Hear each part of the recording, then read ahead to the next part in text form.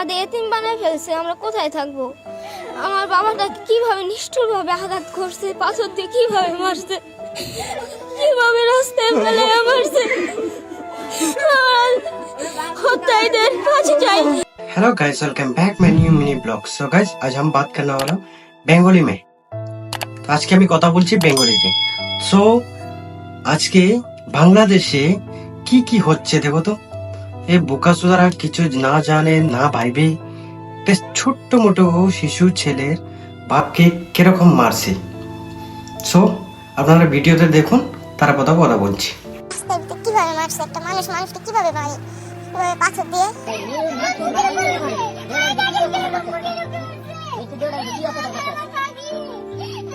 এরা কিভাবে পারলো আমার পাখিটাকে এভাবে মেরে ফেললো, আর আমার বাবাকে কি নির্মম ভাবে হত্যা করলো। মানুষের শরীর কি এতটাই কঠিন হয় যে টেনে হিচড়ে পাথর দিয়ে থেতলে দিতে হলো? আমার চোখ সইছে না, এই দৃশ্য আমি দেখতে পাচ্ছি না। হৃদয় কি একটু কাঁপলো না ওদের? অবশেষে সোহাগের মেয়ে মুখ খুলেছে। হ্যাপি ওয়ার্স সোহাগের বড় মেয়ে 17 বছরের এক কিশোরী।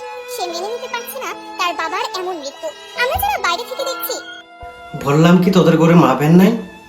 হ্যাঁ, গুন্ডামি দেখাস, গুন্ডামি সুটিয়ে লাল করে দেবো, নোংরামি বার করে দেবো। গুন্ডামি দেখাইস? হ্যাঁ, এই ছোট্ট ছেলের বাপকে যেন এরকম মারলি? হ্যাঁ, গুন্ডামি দেখাইস? সো গাইস, ওরাকে ধরে ফাঁসি দিতে হবে। ফাঁসি ছাড়া কিচ্ছু হবে না, ফাঁসি দিতে হয়। গুন্ডামি মারা গুন্ডামি। বাংলাদেশে কি হচ্ছে? এই গভর্নমেন্ট, বাংলাদেশের গভর্নমেন্ট কিছুই বলে না। হ্যাঁ, কি হচ্ছে এগুলা বাংলাদেশে? গাইস, এই ছোট্ট মোটো ছেলে দেখো কি বলে, শোনো ভিডিও। আমাদের এতিম বানায় ফেলছে, আমরা কোথায় থাকবো?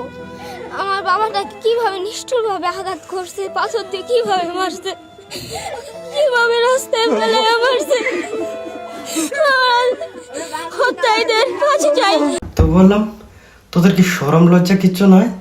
হ্যাঁ, ছোট মোটো ছেলেকে তুই আনাত ফেললি, বোকাচোদারা। ছি, তোদের উপরে কি ভিডিও বানাবো, বোকাচোদারা।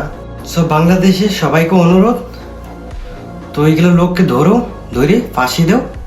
একটাই রিজন, ওরাকে ধরে ফাঁসি দাও, বুঝলেন? যদি ভিডিও ভালো লাগে লাইক করবেন, শেয়ার করবেন, কমেন্ট করবেন।